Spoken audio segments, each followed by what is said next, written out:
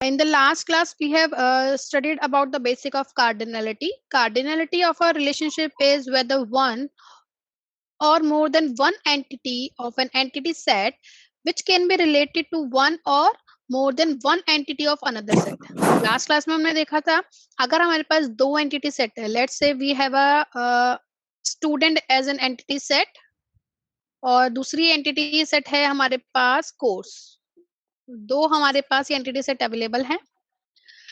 हमारे पास चार स्टूडेंट हैं, S1, S2, S3 and S4। ये चारों स्टूडेंट को मिलाकर बना है एक एंटिटी सेट। हमारे पास दो कोर्स अवेलेबल हैं, C एंड जावा। हमारे पास ये एंटिटी सेट हो गया कोर्स का। S1 स्टूडेंट ने ऑप्ट किया है C, S2 स्टूडेंट ने ऑप्ट किया है जावा, S3 स्टूडेंट ने ऑप्ट किया है C and Java both, S4 student ने ऑप्ट किया है जावा। इस तरीके से हमारे पास एक रिलेशनशिप क्रिएट होकर आता है। अब जब S1 स्टूडेंट कोर्स से कनेक्ट हो रहा है तो इसके बीच में जिस तरीके से वो कनेक्ट हो रहा है वो हमारी डिफाइन करती है कार्डिनलिटी। दैट मींस कि हमारे पास ये चारों स्टूडेंट इस कोर्स एंटिटी से किसी ना किसी तरीके से रिलेट कर रहे हैं। कोई भी एंटिटी एक एंटिटी सेट की दूसरे एंटिटी सेट की एंटिटी से अगर कनेक्ट हो रही है तो वो हमें बताती है कार्डिनलिटी। हमने देखा था हमारे पास मिनिमम कार्डिनलिटी होती है एंड मैक्सिमम कार्डिनलिटी होती है। मिनिमम कार्डिनलिटी मतलब कि अगर आपके पास वन स्टूडेंट है और वन कोर्स से वो कनेक्टेड है, इस तरीके से अगर वो कनेक्टेड है तो हमारे पास 1:1 का रिलेशनशिप आ जाएगा। अगर ये S1 स्टूडेंट किसी और कोर्स से भी कनेक्टेड है तो हमारे पास यहाँ पर 1:2 का रिलेशनशिप आ जाएगा। दैट मीन्स हमारे यहाँ पर एक मिनिमम वैल्यू रहेगी, एक मैक्सिमम वैल्यू रहेगी। तो जो रेशो निकल कर आएगा वो हमारे पास रहेगा कार्डिनलिटी रेशो, और जो वैल्यूज होंगी वो हमारे पास मिनिमम एंड मैक्सिमम टर्म में वैल्यूज रहेंगी। आगे बढ़ते हैं। हमने ये भी चेक कर लिया था how we identify the cardinality of a relationship. कोई भी ईआर डायग्राम आपको गिवन होगा उसमें आपको हमेशा सबसे पहले दो क्वेश्चन के आंसर फाइंड करने की जरूरत है। अगर आपने ये दोनों क्वेश्चन के आंसर ठीक से फाइंड कर लिया that means you are able to identify the cardinality of a relationship और cardinality of a given ER diagram. First question was can many of S1 relate to one of S2। That means कि आपके पास entity set है S1 जिसके अंदर कुछ instances है, दूसरा entity set है आपके पास S2 जिसमें भी कुछ आपके इंस्टेंसेस गिवन है। फर्स्ट क्वेश्चन क्या कह रहा है, can many of S1 that means many of S1 relate to one of S2। अगर आप रिलेशनशिप निकाल रहे हो तो यहाँ पर कोई ना कोई कनेक्शन तो रहेगा ही। That means you have to find the answer of this question. Again second question is can one of S1 relate to many of S2। that means यहाँ पर at least one of S1 relate कर रहा है S2 से या नहीं कर रहा है, ये हमें आइडेंटिफाई करना है। अगर आपने ये दो क्वेश्चन के आंसर आइडेंटिफाई कर लिया that means you are able to identify the cardinality of a given relationship। next is अगर हम बात करते हैं when a single instance of an entity set can be associated with maximum one entity of another entity set, then this is called a one to one cardinality or one to one relationship। means कहने का मतलब क्या है कि अगर आपके पास कोई entity set है, यहाँ पर स्टूडेंट है S1 और यहाँ पर स्टूडेंट है S2 और यहाँ पर है कोर्स C और जावा। ये स्टूडेंट सिर्फ C से कनेक्ट हो रहा है, ये स्टूडेंट के पास कोई भी कोर्स नहीं है क्योंकि ये ऑप्शनल कोर्स भी हो सकते हैं। दैट मीन्स और यहाँ पर ऐसे वाली सिचुएशन में एक S1 स्टूडेंट कनेक्टेड है एंड सिर्फ एक ही कोर्स कनेक्टेड है, बाकी कोई कोर्स कनेक्टेड नहीं है। इस वाले केस में दैट मीन्स पहली एंटिटी सेट का मैक्सिमम वन इंस्टेंस कनेक्ट हो रहा है, दूसरी एंटिटी सेट के यहाँ पर भी मैक्सिमम वन ही इंस्टेंस आपका कनेक्ट हो रहा है। इस केस को हम बोलते हैं वन टू वन कार्डिनलिटी। ये हमने लास्ट क्लास में देख लिया था। हमारे पास एक एग्जाम्पल है, सपोज हम एग्जाम्पल लेते हैं। हमारे पास एक एंटिटी सेट है प्लेयर्स, दूसरा एंटिटी सेट है हमारे पास टीम। प्लेयर्स रहेंगे, मेरे पास मल्टीपल प्लेयर्स रहेंगे P1 P2, इस तरीके से सपोज हमारे पास दो प्लेयर हैं, टीम है हमारे पास T1 एंड T2। अब एक टीम के अंदर मल्टीपल प्लेयर्स हो सकते हैं, यस, एक टीम के अंदर मल्टीपल प्लेयर्स तो हो सकते हैं, यस। बट अगर ये चीज बताओ कि ये प्लेयर क्या इस टीम में कनेक्ट हो सकता है? नहीं, क्योंकि प्लेयर सिर्फ एक ही टीम के अंदर हो सकता है। दैट मीन्स कि आपके पास कोई टीम रहेगी, वो एक ही होगी, लेकिन इस टीम के अंदर आपके पास मल्टीपल प्लेयर्स रहेंगे। दैट मीन्स क्या हमारे पास दो क्वेश्चन थे, दो क्वेश्चन का आंसर हमें फाइंड करना था। First question was can many of S1 is the entity set, can many of S1 relate to one of S2? Means कि हमारे पास जो पहली एंटिटी सेट था प्लेयर, दूसरा एंटिटी सेट था हमारे पास team. Can many of this entity set is relate to one of this entity set? Yes. Second question was can one of S1, इस एंटिटी सेट का वन रिलेट कर रहा है मैनी ऑफ S2 से, many of S2, T1 और T2, player one T1 और T2 both से connect हो सकता है? नो, इसका आंसर हो गया no. That means we have a many to one type of relationship here. वो हम आगे पढ़ेंगे कि मैनी टू वन क्या होता है। दैट मीन्स कि क्वेश्चन के आंसर हम कैसे आइडेंटिफाई करते हैं, ये क्लियर है? ओके, आंसर हमारे पास ऑप्शन ए है, करेक्ट है। हमारे पास है scenario, suppose exactly one license card is hold by every person. License card and person, one license card is held by every person in some place, and every person holds exactly one license card in that area.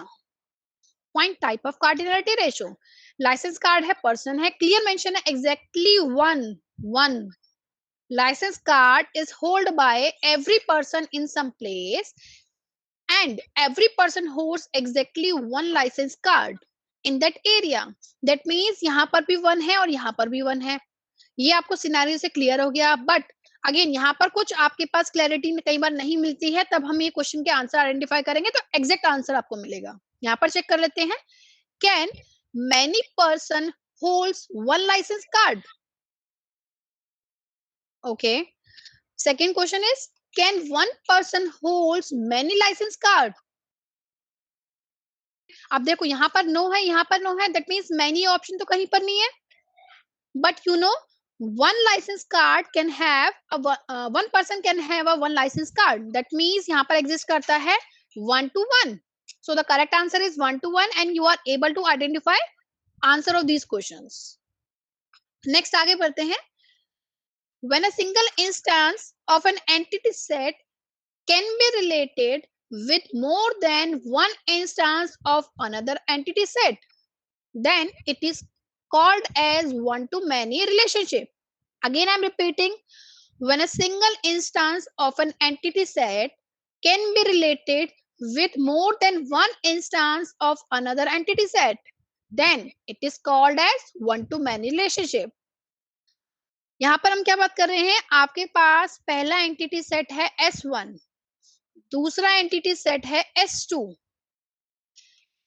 S1 entity set का single instance दूसरे entity set के एक से ज्यादा instance से अगर वो connect हो पा रहा है, उस केस को हम बोलते हैं one to many type of relationship.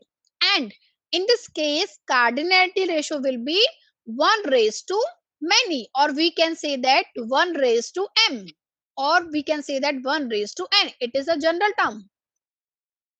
Again I am repeating, अगर आपके पास एंटिटी सेट है S1, दूसरा एंटिटी सेट है S2, पहले एंटिटी सेट का सिंगल इंस्टेंस दूसरे एंटिटी सेट के एक से ज्यादा इंस्टेंस से अगर वो कनेक्ट हो रहा है, उस केस में रिलेशनशिप का टाइप रहेगा one to many, and cardinality ratio हो जाएगा one to many. Okay, so the correct answer is option A. Again हमारे पास दो क्वेश्चन है, दोनों क्वेश्चन का आंसर फाइंड करना है. Can many patients associated with one test? It will be either yes और नो. सिनेरियो हमारे पास गिवन है for a hospital with set of patient and a set of medical doctors. Associated with each patient is a log of various tests. हमारे पास एक entity है patient, दूसरे entity है हमारे पास, एंटिटी सेट गिवन है टेस्ट. यहाँ पर मल्टीपल पेशेंट होंगे, यहाँ पर मल्टीपल टेस्ट होंगे. अब मैं दिया हुआ है associated with each patient is a log of various tests. यहाँ पर ये गिवन भी है. अब अगेन एक पेशेंट है, उसके पास एक से ज्यादा टेस्ट ही होंगे, एक टेस्ट नहीं होगा, एक से ज्यादा टेस्ट ही होंगे. दैट मीन्स ऐसा तो नहीं होगा ये वाला टेस्ट जो इस पेशेंट के लिए है तो जरूरी नहीं है कि ये टेस्ट इस पेशेंट के लिए भी हो, ये पॉसिबिलिटी नहीं है. लेकिन इस पेशेंट का ये टेस्ट अगर हो रहा है तो हो सकता है, ये पॉसिबिलिटी है कि इस पेशेंट का दूसरा टेस्ट भी हो रहा है. इस केस में यहाँ पर एक patient, that means one patient एक से ज्यादा टेस्ट से कनेक्ट हो रहा है. दैट मीन्स यहाँ पर ऑप्शन क्या आ गया, वन टू मैनी. अब क्वेश्चन के आंसर आइडेंटिफाई करते हैं. Can many patients associated with one test? No. हमें दिख रहा है यहाँ क्लियर है कि बहुत सारे पेशेंट एक ही टेस्ट से एसोसिएटेड है या नहीं है, ये जरूरी नहीं है. हमारे पास कोविड का पेशेंट भी हो सकता है, डायबिटीज का पेशेंट भी हो सकता है, तो दोनों पेशेंट के टेस्ट अलग अलग रहेंगे. Second question is can one patient is associated with a lot of various test? Yes. COVID patient के नंबर ऑफ टेस्ट हो सकते हैं, डायबिटीज पेशेंट के नंबर ऑफ टेस्ट हो सकते हैं. यस, दैट मीन्स कि हमारे पास आंसर क्या आ गया, वन टू मैनी. नेक्स्ट है हमारे पास when more than one instance of an entity set can be related to a single instance of an another entity set is called a many to one relationship. Again I'm repeating the definition. When more than one instance of an entity set can be related to a single instance of an another entity set is called many to one relationship, and it is represented as m raised to 1 cardinality ratio of this relationship. Again जो अभी हमने पढ़ा है इसको just opposite है. यहाँ पर दूसरे एग्जाम्पल लेते हैं. हमारे पास एक एंटिटी सेट है यहाँ पर प्लेयर्स, जो अभी हमने पहले एग्जाम्पल लिया था. दूसरा एंटिटी सेट है हमारे पास यहाँ पर टीम. यहाँ पर हमारे पास P1 प्लेयर है, P2 प्लेयर है एंड P3 प्लेयर है. टीम है हमारे पास दो, T1 एंड T2.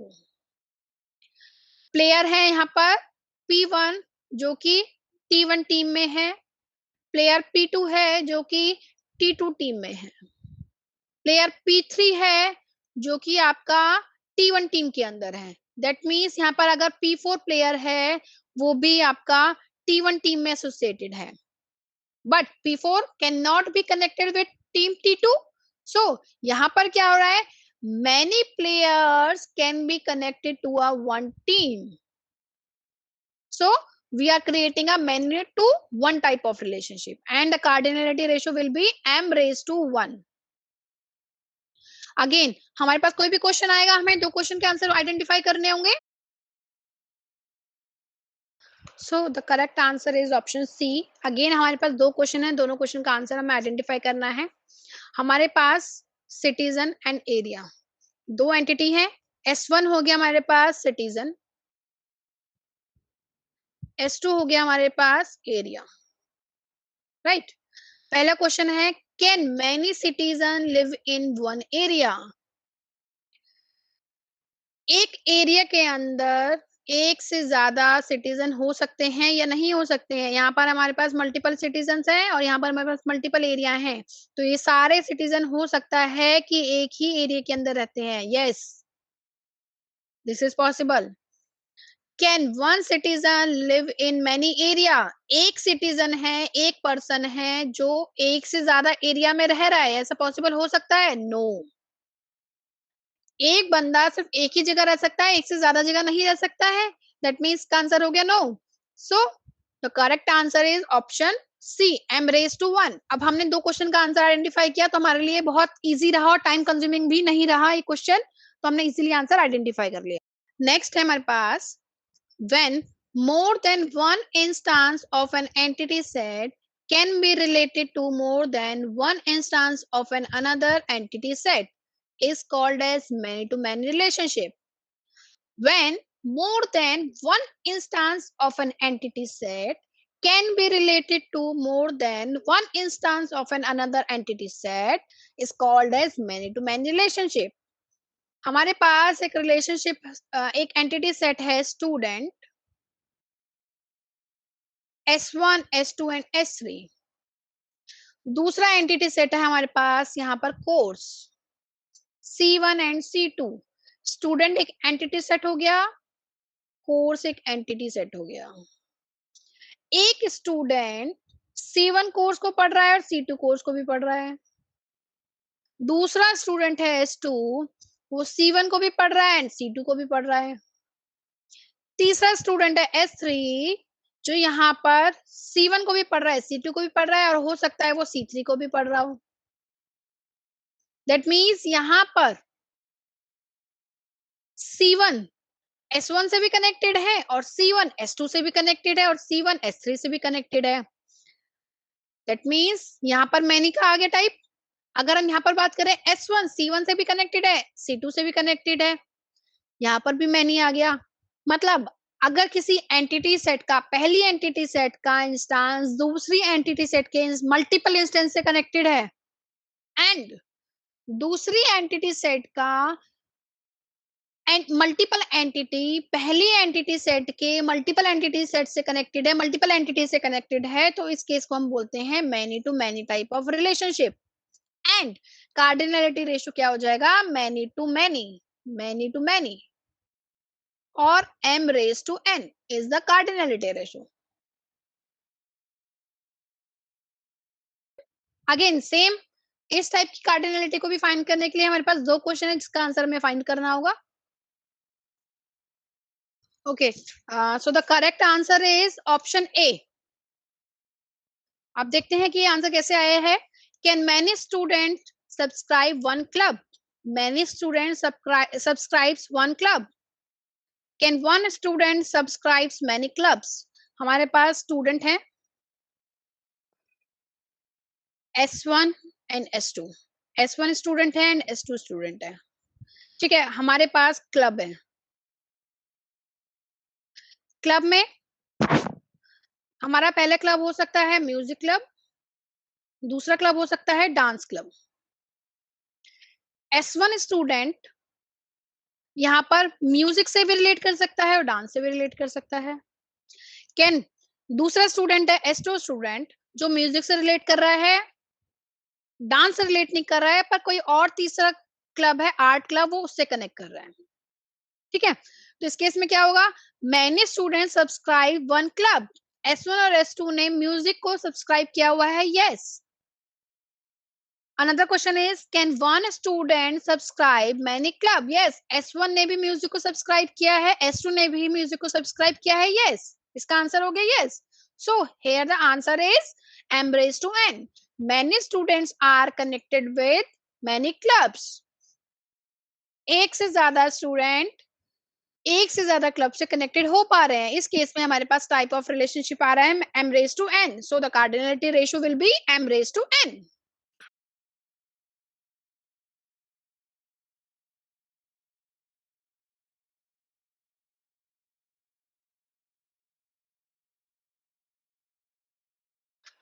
आगे बढ़ते हैं. अभी तक आपने ये केस स्टडी यूज की है. इस केस स्टडी को देखते हुए हमारे पास यहाँ कार्डिनलिटी रेशियो में फाइंड करते हैं. ये हमारे पास ये चार रिलेशनशिप निकल कर आई थी, 1 2 3 एंड 4. हमारे पास है एम्प्लॉय मैनेजर्स डिपार्टमेंट. हमारा आंसर आ रहा है 1:1, बट कैसे ये देख लेते हैं. Each department has a name, unique number and employee who manage the department and the employee who manage the department. हमें पता है कि एम्प्लॉय है और डिपार्टमेंट है. एक डिपार्टमेंट को एक ही एम्प्लॉय है जो मैनेज कर सकता है. That means we have a 1:1 type of relationship. Next आगे बढ़ते हैं. Second is department controls project. It is 1:n. A department controls a number of project. यहाँ पर क्लियर मेंशन है एक डिपार्टमेंट के पास एक से ज्यादा प्रोजेक्ट अवेलेबल हैं. That means it is 1:n type of relationship.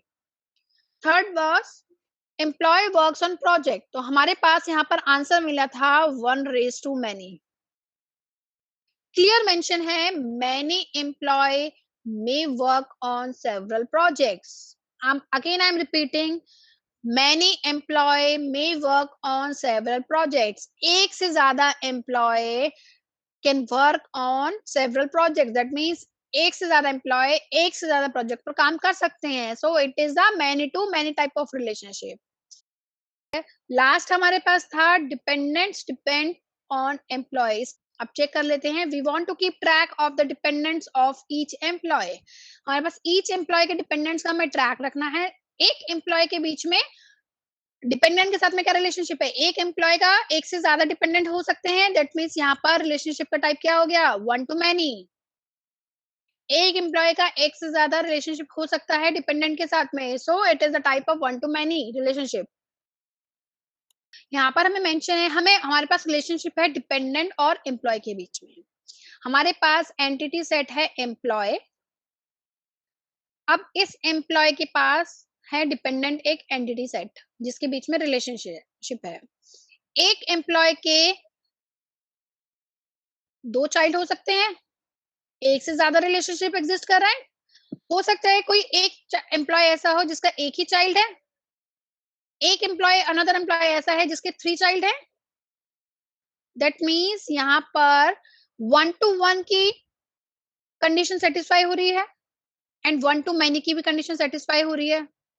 Yes, but कोई भी डिपेंडेंट जैसे इस ये चाइल्ड और ये चाइल्ड क्या एक से ज्यादा एम्प्लॉय से कनेक्टेड है. नो, एक ही एम्प्लॉय से कनेक्टेड हो सकते हैं. दैट मीन्स यहाँ पर 1:1 की कंडीशन तो सेटिस्फाई हो रही है, 1:many की कंडीशन भी सेटिस्फाई हो रही है, बट many-to-1 की कंडीशन सेटिस्फाई नहीं हो रही. इसलिए यहाँ पर क्या हो गया रिलेशनशिप का टाइप 1:many. ओके, आगे बढ़ते हैं. अब अगर हम ईआर डायग्राम में रिप्रेजेंटेशन देखेंगे इसका, एम्प्लॉय एंटिटी सेट है, डिपार्टमेंट एंटिटी सेट है, प्रोजेक्ट एंटिटी सेट है एंड डिपेंडेंट एंटिटी सेट है. हमने यहाँ पर मेंशन कर लिया था कि एम्प्लॉय डिपार्टमेंट के बीच में किस टाइप का रिलेशनशिप आया है मैनेजर को लेकर 1:1. अगर डिपेंडेंट है तो क्या आया था रिलेशनशिप का टाइप 1:many. अगर वर्क्स ऑन है तो many-to-many आया था हमारे पास रिलेशनशिप का टाइप. डिपार्टमेंट एंड प्रोजेक्ट के बीच में हमारे पास आया था 1:many का रिलेशनशिप. आगे बढ़ते हैं. Next is what type of participation of relationship. हमारे पास दो टाइप की पार्टिसिपेशन होते हैं, फुल एंड पार्शियल पार्टिसिपेशन. हमारे पास दो एंटिटी सेट हैं, दो के बीच में एक रिलेशनशिप है. हमें आइडेंटिफाई करना है वो जो रिलेशनशिप है और एंटिटी सेट का जो पार्टिसिपेशन है फुल टाइप का है या पार्शियल टाइप का पार्टिसिपेशन है. ये हम देखते हैं आगे नेक्स्ट स्लाइड में. If all entities of an entity set are related with at least one entity of another set, then the entity set is said to have full or total participation. Again I am repeating the definition. If all entities of an entity set, आपके पास entity set है ES1 and यहाँ पर आपके पास जितनी भी entities हैं, all entities are related with at least one entity of another set. यहाँ पर दूसरी एंटिटी सेट है ES2 और यहाँ पर मल्टीपल एंटिटी सेट हैं, सारे की सारी यहाँ पर कनेक्टेड हैं किसी ना किसी से. Then the entity set ES1 is said to have full और total participation. That means यहाँ पर बीच में जो रिलेशनशिप रहेगा उसमें ES1 की साइड से टोटल पार्टिसिपेशन रहेगा क्योंकि यहाँ पर सारी एंटिटीज कनेक्टेड हैं किसी ना किसी से. अगेन आई एम रिपीटिंग कि आपके पास अगर क्लास में 4 स्टूडेंट हैं, S1, S2, S3 and S4, चारों स्टूडेंट के पास सब्जेक्ट्स हैं। सब्जेक्ट क्या है? S1 सब्जेक्ट है, S11 सब्जेक्ट है, S12 सब्जेक्ट है, S13 सब्जेक्ट है। ठीक, ये स्टूडेंट्स हैं। अब हर स्टूडेंट के पास कोई ना कोई सब्जेक्ट तो जरूर रहा होगा, राइट? S4 के पास है S3, लेकिन जरूरी नहीं है कि ऑप्शनल सब्जेक्ट हर स्टूडेंट ले। अब आपके पास, आप अपनी क्लास की बात करो, आपके पास कंपलसरी सब्जेक्ट्स होते हैं और ऑप्शनल सब्जेक्ट होते हैं। तो अगर हम स्टूडेंट और सब्जेक्ट के बीच में रिलेशनशिप आइडेंटिफाई करते हैं, तो हमें पता करना है कि किसकी साइड से टोटल पार्टिसिपेशन है। तो वो स्टूडेंट की साइड से रहेगा, लेकिन सब्जेक्ट की साइड से नहीं रहेगा। क्यों? क्योंकि हमारे पास 60 स्टूडेंट अगर अवेलेबल है, तो उन 60 के पास कोई ना कोई सब्जेक्ट रहेगा हमेशा। लेकिन जो सब्जेक्ट है, हमारे पास 5 सब्जेक्ट थे, जिसमें से 4 तो कंपलसरी थे, लेकिन एक ऑप्शन सब्जेक्ट था। उस ऑप्शनल सब्जेक्ट की वजह से हमारे पास टोटल पार्टिसिपेशन नहीं हुआ है। तो इस केस में हमारे पास सब्जेक्ट का हो गया पार्शियल पार्टिसिपेशन। लेकिन हर स्टूडेंट के पास कोई ना कोई सब्जेक्ट है, तो स्टूडेंट की साइड से हो गया हमारे पास टोटल पार्टिसिपेशन। दैट मीन्स कहने का मतलब है, कोई एंटिटी सेट ऐसा है जिसकी सारी एंटिटी दूसरी एंटिटी सेट से कनेक्टेड है किसी ना किसी वे में, तब पहली वाली एंटिटी सेट का पार्टिसिपेशन रहेगा टोटल। आगे बढ़ते हैं, नेक्स्ट है पार्शियल पार्टिसिपेशन।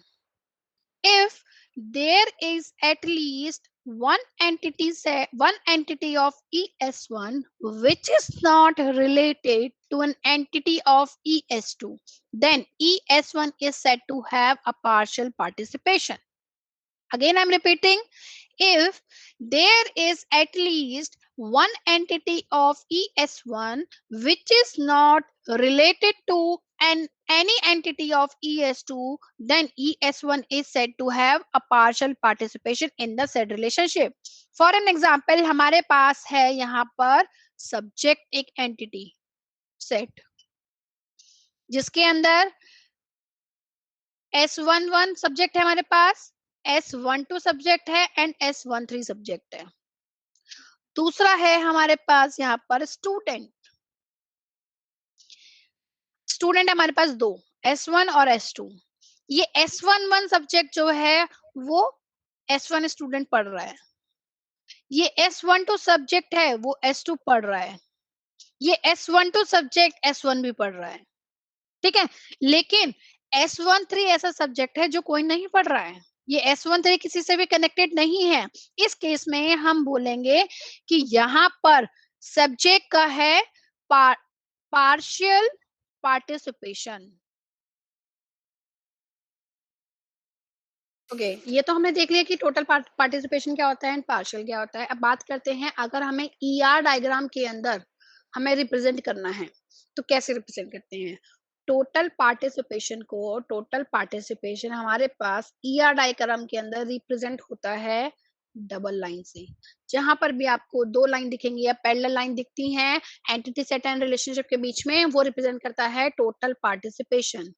आपके पास एंटिटी सेट है एंड रिलेशनशिप है और दो लाइन अवेलेबल है, तो ये रिप्रेजेंट कर रहा है आपका टोटल पार्टिसिपेशन। अगर आपके पास एंटिटी सेट है एंड सिंगल लाइन है रिलेशनशिप के साथ में, तो ये रिप्रेजेंट कर रहा है आपका पार्शियल पार्टिसिपेशन। हमने जो अभी तक केस स्टडी पढ़ी है उसमें अगर हम बात करते हैं टोटल और पार्शियल पार्टिसिपेशन की, तो देखते हैं कैसे निकल कर आ रहा है। पहला है हमारे पास एम्प्लॉय मैनेजिंग डिपार्टमेंट। हमारे पास एम्प्लॉय है, मैनेजिंग है और डिपार्टमेंट है। इन दोनों की अगर हम बात करें तो यहाँ पर डिपार्टमेंट का टोटल पार्टिसिपेशन क्यों दिया है, एम्प्लॉय की साइड से पार्शियल क्यों दिया है? एम्प्लॉय क्या है हमारे पास, देखो हमारे पास E1 एक एम्प्लॉय है, E2 एक एम्प्लॉय है। ठीक है, हमारे पास डिपार्टमेंट है दो, D1 एंड D2 डिपार्टमेंट है। ठीक है, अब ये दो डिपार्टमेंट है, एम्प्लॉय है दो। अब D1 डिपार्टमेंट को E1 हैंडल कर रहा है, ठीक, D2 डिपार्टमेंट को E2 हैंडल कर रहा है। लेकिन हमारे पास और एम्प्लॉय ऐसे हो सकते हैं जो किसी भी डिपार्टमेंट को हैंडल नहीं कर रहे हैं, किसी भी डिपार्टमेंट को मैनेज नहीं कर रहे हैं। लेकिन यहाँ पर कोई भी डिपार्टमेंट ऐसा नहीं होगा जो किसी से मैनेज नहीं हो पा रहा है, हर डिपार्टमेंट का कोई ना कोई मैनेजर होगा। तो इसलिए डिपार्टमेंट की साइड पर हो गया टोटल पार्टिसिपेशन एंड एम्प्लॉय की साइड पर हो गया पार्शियल पार्टिसिपेशन। आगे बढ़ते हैं, अगर हम एम्प्लॉय एंड प्रोजेक्ट के बीच में देखते हैं, हमने बोला था कि मैनी एम्प्लॉय में work on several project, that means यहाँ पर भी एटलीस्ट वन एम्प्लॉय होगा और यहाँ पर भी एटलीस्ट वन प्रोजेक्ट होगा जो किसी ना किसी से कनेक्टेड होगा, इसलिए यहाँ पर बोथ साइड पर टोटल पार्टिसिपेशन है, पार्शियल है ही नहीं।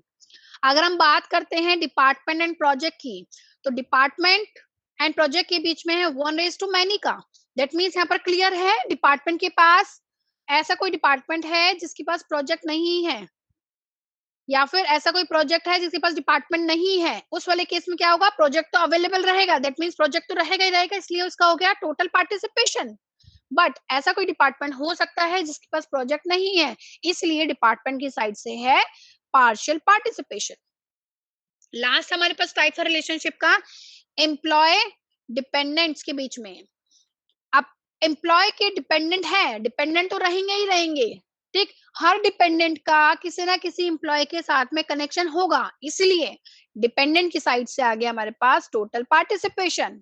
बट कोई ना कोई एम्प्लॉय ऐसा हो सकता है जिसका कोई डिपेंडेंट ना हो, इसलिए इस केस में एम्प्लॉय की साइड से हो गया पार्शियल पार्टिसिपेशन। सो हमारे पास नेक्स्ट टॉपिक है strong and weak entity set. अभी तक हमने देख लिया है कि एंटिटी सेट क्या होता है, एट्रीब्यूट्स क्या होते हैं, रिलेशनशिप क्या होता है, रिलेशनशिप के एट्रीब्यूट्स क्या है, कार्डिनलिटी क्या होती है। कार्डिनलिटी में 1 to 1 हमने देखा था, 1 to many, many to one and many to many। उसके बाद हमने देख लिया full and partial participation. Next is strong and weak entity set. Now first is if an entity set possesses a defining characteristic or key attribute through which each of its individual instances can be differentiated or uniquely identified. The entity set is called a strong entity set. I'm repeating. If an entity set possesses a defining characteristic, key or key attribute through which each of its individual instances can be differentiated or uniquely identified, the entity set is called a strong entity set. ऐसे कोई entity set जिसके पास उसका key attribute है तो हम उसको बोलते हैं strong entity set. For an example, student एक ऐसी entity set है जिसके पास है name as an attribute, roll number as an attribute, address एक एट्रीब्यूट हो गया है उसका, फोन नंबर एक एट्रीब्यूट हो गया है उसका। अब यहाँ पर name can not be a की attribute, address can not be a की attribute, phone number can not be a की attribute, but roll number is a की एट्रीब्यूट। इस केस में हमने स्टूडेंट को बोला है strong entity set, strong entity set.